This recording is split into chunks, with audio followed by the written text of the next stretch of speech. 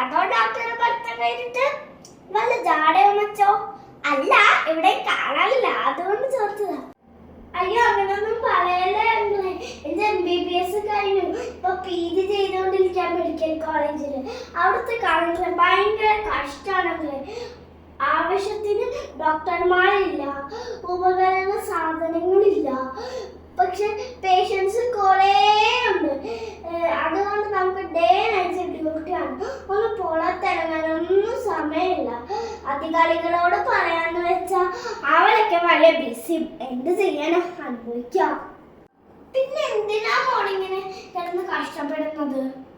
ബുദ്ധിമുട്ടൊക്കെ ഉണ്ടെങ്കിലേ, പക്ഷെ അവിടെ വരുന്ന രോഗികളുടെ മുഖം കാണുമ്പോൾ നമ്മളെല്ലാം മടക്കും. പ്രത്യേകിച്ച് വയസ്സായവരും കുഞ്ഞു കുട്ടികളൊക്കെ ഉണ്ട്.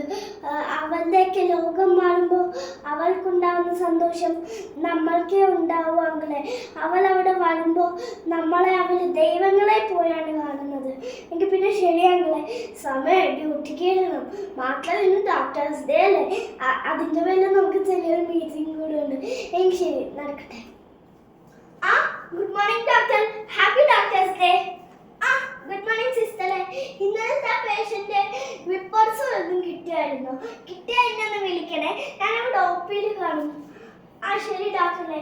ഡോക്ടറെ, ഒരു പുതിയ പേഷ്യന്റ് ഉണ്ട്. ആളൊരു പെശകാണ്. പിന്നെ വല്ല ഡ്രഗ്സ് യൂസ് ചെയ്തതാണെന്നും അറിഞ്ഞൂടാ. എന്തായാലും ആരും നോർമൽ അല്ല, അതുറപ്പാണ്. ഹലോ, എന്ത് പറ്റി? എന്താ എന്താ മുഖം വല്ലാതെ ഇരിക്കുന്നത്? ഞാനൊന്ന് പരിശോധിക്കട്ടെ.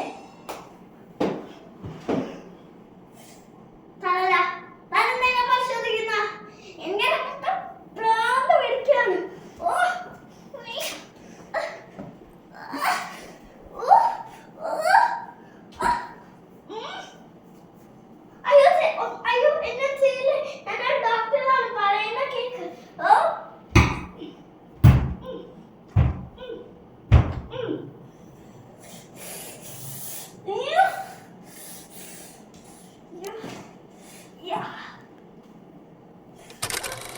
കൊച്ചു കേരളത്തിൽ എന്തൊക്കെയാണ് ഈ സംഭവിക്കുന്നത്?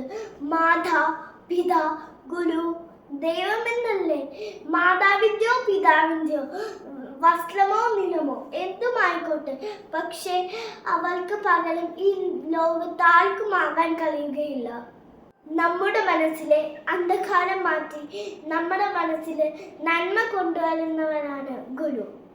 പിന്നെ ദൈവം രോഗികളായ എല്ലാവരുടെയും മുമ്പിൽ വൈദ്യന്മാരെന്ന് വെച്ചാൽ ദൈവങ്ങളാണ്.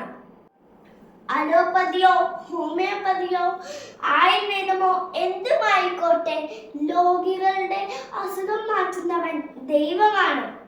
വൈദ്യന്മാർക്കെതിരെയുള്ള അക്രമങ്ങൾ നിർത്തണം.